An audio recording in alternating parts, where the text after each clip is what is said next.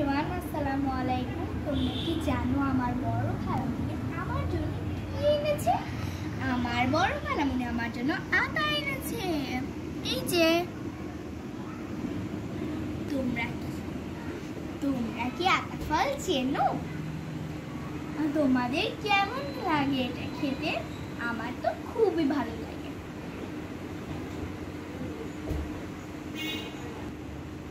দেখো আতা ফলটা কত বড়।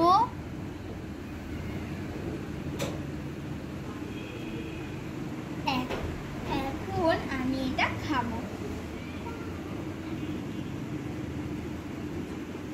দেখো গাইস,